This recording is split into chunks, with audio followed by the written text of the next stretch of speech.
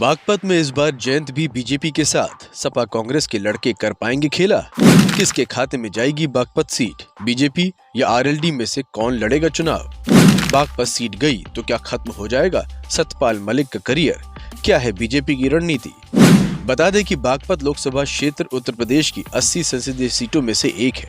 यह एक सामान्य सीट है जिसमें पूरा बागपत जिला शामिल है। गाजियाबाद और मेरठ का कुछ इलाका भी बागपत लोकसभा के दायरे में आता है। 5 विधानसभाओं में बटी बागपत लोकसभा सीट से वर्तमान में भारतीय जनता पार्टी के डॉक्टर सत्यपाल सिंह सांसद हैं। 2019 में आम चुनाव में सिंह ने राष्ट्रीय लोक दल के जयंत चौधरी को 23,000 से ज्यादा वोटों के अंतर से हराया था। इस बार जयंत ने बीजेपी से हाथ मिला लिया है। वहीं समाजवादी पार्टी और कांग्रेस ने भी गठबंधन किया है। दोनों गठबंधनों ने अभी तक अपने अपने उम्मीदवारों के नाम का ऐलान नहीं किया है। बागपत में जाट और गुर्जर वोट बैंक काफी मजबूत है। अनुसूचित जाति वोटर्स का रुख भी बागपत के चुनावी नतीजों में अहम भूमिका अदा करता है। बागपत लोकसभा सीट के चुनावी इतिहास से लेकर हालिया ट्रेंड्स 2024 में बन रहे सियासी समीकरणों के बारे में आगे विस्तार से जानिए। यूपी के बागपत सीट का सियासी मूड दिल्ली तक असर करता है। राष्ट्रीय राजधानी क्षेत्र में शामिल बागपत को पहले व्यग्रप्रस्थ यानी बाघों की जमीन के नाम से जाना जाता था। दिल्ली और आगरा की तरह बागपत भी यमुना के तट पर स्थित है। मेरठ से इसकी दूरी करीबन 50 किलोमीटर है। बागपत जिले की आधिकारिक वेबसाइट के अनुसार यहाँ की प्रमुख जातियां जाट, यादव, गुर्जर, त्यागी और राजपूत हैं। दलितों के अलावा बड़ी संख्या में मुसलमान भी बागपत में बसते हैं। बागपत लोकसभा क्षेत्र की सीमा में 3 जिलों की 5 विधानसभा सीटें पड़ती हैं। बागपत लोकसभा सीट में बागपत जिले की छपरौली, बड़ौत और बागपत, गाजियाबाद की मोदीनगर विधानसभा और मेरठ की सिविल खास विधानसभा आती है। बड़ौत, बागपत और मोदीनगर विधानसभा पर बीजेपी का कब्जा है।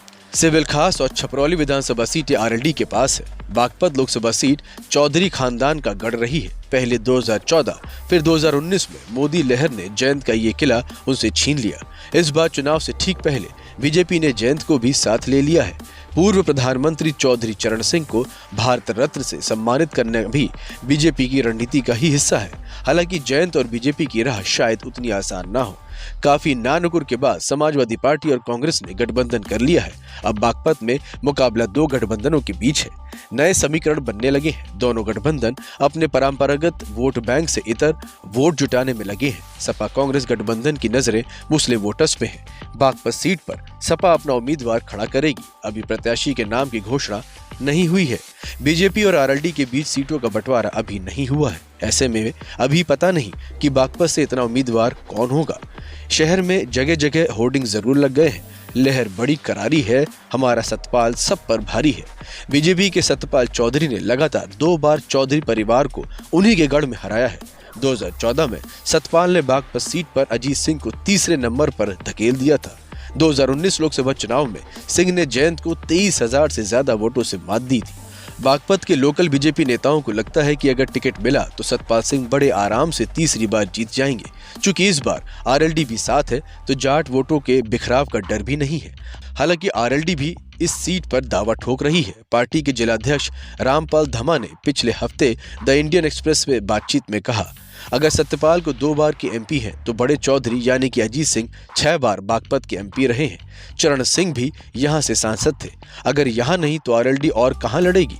बीजेपी और आरएलडी में इस सीट पर किसका उम्मीदवार लड़ेगा, इसकी घोषणा होने पर हम अपडेट करेंगे। वेस्ट यूपी का ये इलाका किसान आंदोलन का प्रमुख केंद्र रहा है। इसी महीने एक और जयंत एनडीए में शामिल होने का ऐलान कर रहे थे।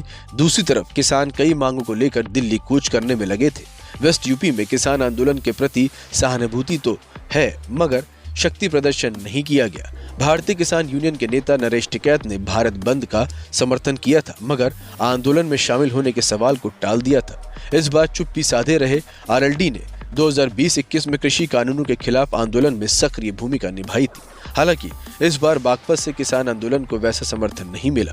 बागपत के चुनावी नतीजों पर किसान आंदोलन का असर पड़ने की समस्या कम ही लग रही है। जयंत का बीजेपी के साथ जाना बागपत के मुस्लिम वोटर्स को जरूर आरएलडी से दूर कर देगा।